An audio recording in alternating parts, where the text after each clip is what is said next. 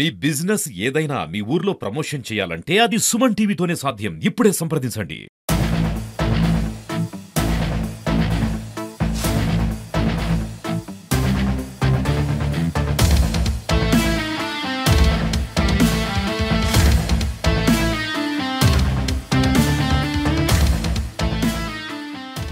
నమస్తే, welcome to Suman TV. ఉమ్మడి నిజామాబాద్ జిల్లా వ్యాప్తంగా చాలా రకాలైనటువంటి ఇన్సిడెంట్లు మనము సుమన్ టీవీ చూపిస్తూనే ఉంది.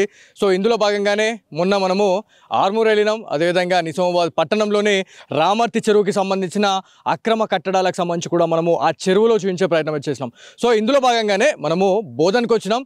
బోధన్కి సంబంధించిన ఇదొక చాలా ప్రసిద్ధిగాంచిన చెరువుగా చెప్పుకుంటాము, పాండు చెరువు అని చెప్పేసి మనకు అందరికి తెలిసిన విషయమే. సో ఈ పాండు చెరువు గురించి మనం ఒక్కసారి ఎక్స్ప్లెనేషన్ మనం చేసుకుంటే 109 ఎకరాల విస్తీర్ణంలో ఉన్న చెరువు ఇవాళ దాదాపు 40 నుంచి 45 ఎకరాల వరకే ఇవాళ కనిపిస్తూ ఉంది. మిగతా 60 ఎకరాలు అనేది మొత్తం కబ్జా అయిపోయింది అనేది మనకు క్లియర్గా తెలుస్తుంది. సో నా వెనుక ఏదైతే మీకు కనిపిస్తూ ఉందో ఆ బొబ్బిలి చెట్లు ఏవైతే ఉన్నాయో ఆ బొబ్బిలి చెట్ల నుంచి ఆ లాస్ట్ వరకు, ఆ కార్నర్ వరకు, ఆ రైట్ నుంచి ఆ లెఫ్ట్ వరకు పూర్తిగా బఫర్ జోన్లోనే ఉన్నది.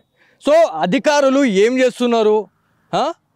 అసలు మరి నిద్రపోతున్నారా? మరి ఎప్పుడు నిద్ర లేస్తారు? నిద్ర లేస్తే అది ఒకసారి మాకు చెప్తే మరి మేమన్నా వచ్చి మరి ఇన్ని రోజులు మీరు ఏం చేసిరు అనే దానిపైన మేము మాట్లాడదాం. సో నిజామాబాద్ కాదు, ఏ జిల్లాలో అయినా అంతే ఉంది, ఏ ఊర్లోనైనా అంతే ఉంది, ఏ నియోజకవర్గంలోనైనా అంతే ఉంది. సో ఇట్లా ఇలా కాలువలు కబ్జా చేస్తున్నారు, కుంటలు కబ్జాలు చేస్తున్నారు. చెరువులు అంటే మనం ఒక తాతల ముత్తాతల నుంచి మనం చూస్తున్న చెరువులు ఇలా కనుమరుగైపోతున్నాయి. సో దీనికి అసలు రానున్న భవిష్యత్ తరాలకి మనం ఏం చూద్దాం? సో ఇప్పటికే చాలా వరకు కూడా ప్రకృతి వైపరీత్యాలు అనేటివి మనం చూస్తూనే ఉన్నాం. సో ఇట్లాంటివన్నీ చూస్తే చాలా వరకు కూడా చాలా బాధేస్తున్నది.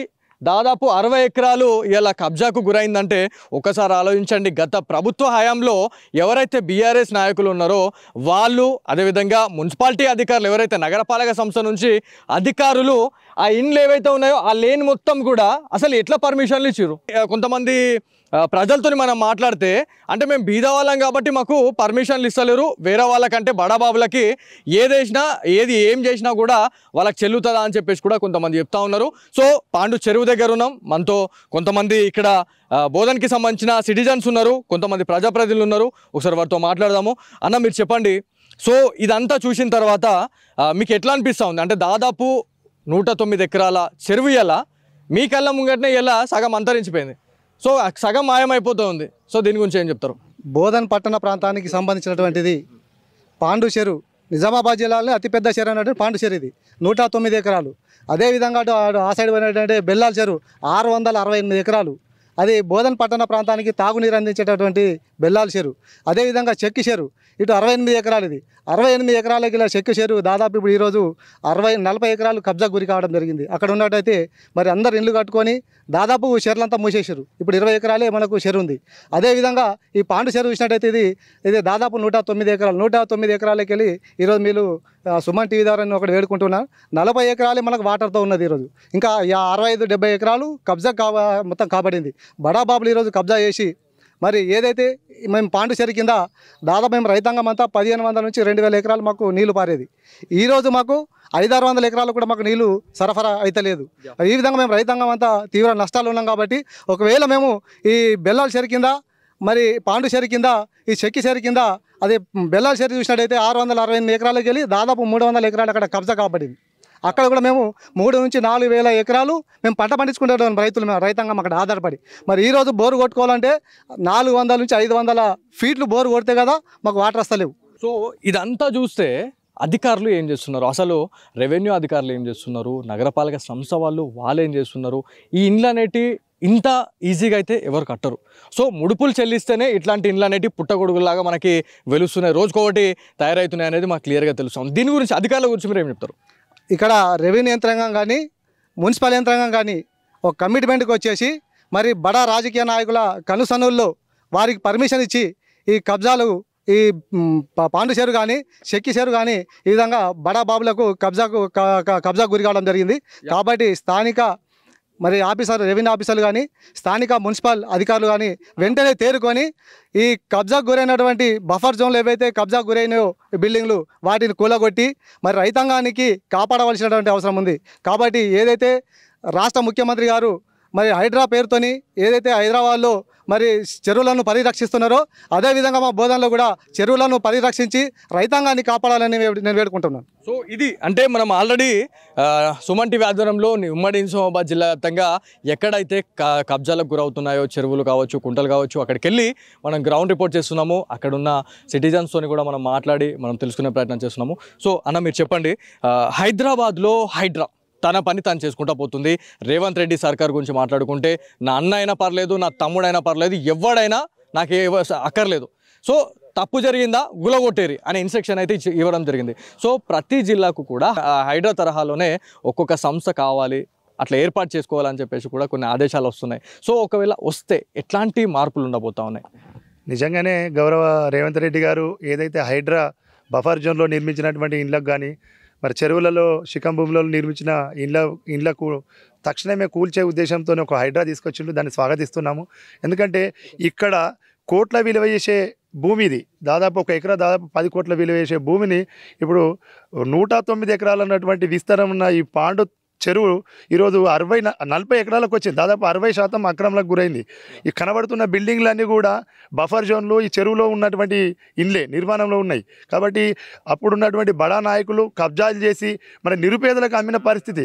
ఇప్పుడు ఇక్కడ కొన్న వాళ్ళంతా కూడా నిరుపేదలే. కాబట్టి హైడ్రాను స్వాగతిస్తూనే నిరుపేదలకు కూడా న్యాయం చేస్తూ ఇక్కడ కబ్జా ఉన్నటువంటి 60% ఉన్నటువంటి దాదాపు 60 ఎకరాల మరి విస్తీర్ణాన్ని అతి తొందరలో హైడ్రా తీసుకొచ్చేసి కూలగొట్టాలా, ఈ చెరువును మరి కాపాడాలా, భవిష్యత్ తరాలకు కూడా కాపాడాల్సిన అవసరం ఉంది.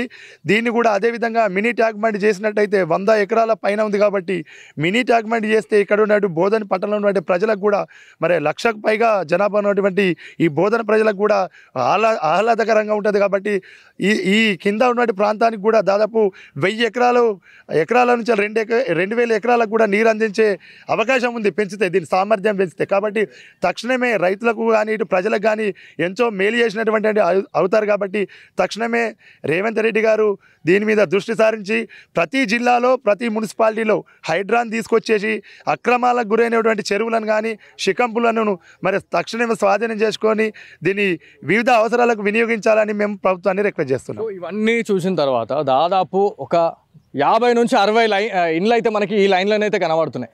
సో 60 ఎకరాలలో ఇంత దారుణంగా అంటే ఇంత దర్జాగా మమ్మల్ని ఎవరు అడిగేది ఉంది, మమ్మల్ని ఎవరు క్వశ్చన్ చేస్తారు అనేటట్టుగా ఇక్కడ వ్యవహరించారు. కొన్ని కోట్లకు సంబంధించిన ఆస్తులు ఇలా కబ్జాలు వెళ్ళిపోయినాయి. సో ఇదంతా ఒకవేళ హైడ్రా తరహాలో నిజామాబాద్కి ఇంకొక వ్యవస్థ వస్తే ఇదంతా మళ్ళీ తిరిగి తీసుకునే అవకాశం ఏమైనా ఉందా, లేకపోతే మళ్ళీ ఏమైనా పబ్లిక్ నుంచి ఎట్లాంటి స్పందన వస్తుంది, ఒకవేళ దాన్ని వెల్కమ్ చెప్తారా, లేకపోతే మమ్మల్ని ఏం చేస్తారో అని చెప్పేసి కొన్ని క్వశ్చన్స్ అయితే వస్తూ ఉంటాయి. సో దీని గురించి ఇప్పుడు కబ్జాలా ఉన్నటువంటి మాత్రం మాకు అన్యాయం జరిగిందని చెప్తారు, కానీ ప్రజలు మాత్రం హర్షిస్తారు. ఎందుకంటే విలువైన భూములు కబ్జాలో ఉన్నాయి, కీలకమైన ప్రభుత్వ భూమి, అది చెరువు భూమి. కాబట్టి ఖచ్చితంగా ప్రజల నుంచి హర్షాతికి వ్యక్తమవుతుంది. కాబట్టి తక్షణమే హైడ్రా తీసుకొచ్చేసి ఇక్కడ 1000 కొద్ది ఉన్నాయి, 100ల కొద్ది ఇండ్లు ఉన్నాయి ఇక్కడ కబ్జా. అక్కడ శ్రీనివాస్ టాకీస్ వరకు, ఇక్కడ ఎమ్మెల్యే గారి ఇంటి వెనుకల వరకు కూడా కబ్జాలు అయిన పరిస్థితి కనబడుతుంది, కానీ మాజీ ఎమ్మెల్యే గారి ఇంటి వరకు కూడా. కాబట్టి తక్షణమే హైడ్రా తీసుకొచ్చి ఇక్కడ ఉన్నటువంటి ఇండ్లను ముందుగా తీసివేయాలా. ఎందుకంటే హైదరాబాద్లో ఎవ్వరికి కూడా భయపడకుండా ఒకరోజు నోటీస్ ఇచ్చి వారం రోజులు అక్కడ ఉన్నటువంటి నిర్మాణాలను కూల్చేస్తున్నది హైడ్రా. కాబట్టి తక్షణమే బోధనలో కూడా తీసుకొచ్చి ఇక్కడ ఉన్నటువంటి చెక్కి తలాబు కూడా పక్కనే ఒక 65 ఎకరాల చెక్కి తలాబు కూడా ఉన్నది, అదిని కూడా 20 ఎకరాలకు వచ్చిన పరిస్థితి. కాబట్టి మళ్ళీ అదేవిధంగా బెల్లాల్ చెరువు బోధన్ పట్టణ ప్రజలకు తాగునీటి అందించేటువంటి బెల్లాల్ చెరువు 650 ఎకరాలు ఉన్నటువంటి బెల్లాల్ చెరువు 350 ఎకరాలకు వచ్చింది. కాబట్టి తక్షణమే బోధన్లో హైడ్రా అవసరం ఉంది. కాబట్టి సీఎం రేవంత్ రెడ్డి గారు బోధన్లో హైడ్రాను ఇంప్లిమెంట్ చేయాలని మేము రిక్వెస్ట్ చేస్తున్నాం. సో ఇది ఇక్కడున్న తాజా పరిస్థితి.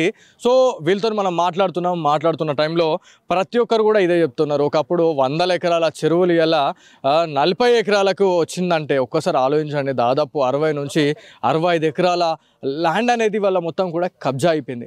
సో బఫర్ జోన్లో అసలు ఎట్లా పర్మిషన్ ఇచ్చిర్రో అది దేవుడికి ఎరుగు అని చెప్పేసి కూడా చాలామంది బోధన్ పట్టణ వాసులు అయితే చెప్తా ఉన్నారు.